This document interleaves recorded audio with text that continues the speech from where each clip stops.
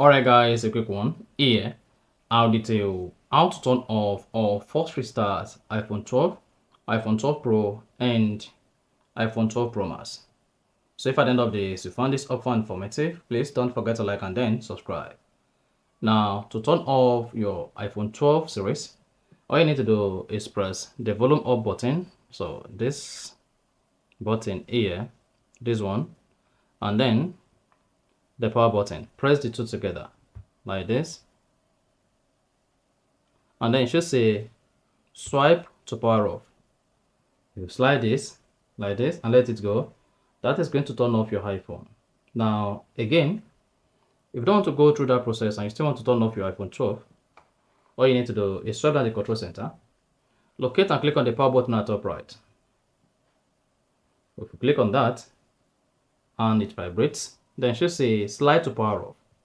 Go ahead, slide to power off, and that is still going to power off your iPhone. Another way to power off your iPhone or turn off is go to settings. On your iPhone settings, click on general. Under general, you should see shut down. Click on it. Then go ahead, slide to power off. And if you want to force restart your iPhone, it's quite easy. What you need to do is press the volume up button, press the volume down button, and then go ahead and press the power button. To do this, volume up, volume down, then power button instantly. Just press and hold it. Just keep holding it, do not let it go.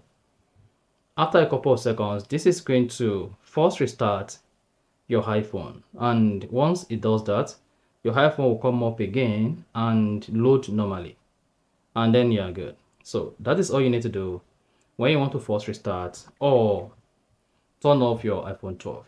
If you found this helpful and informative, please don't forget to like and then subscribe.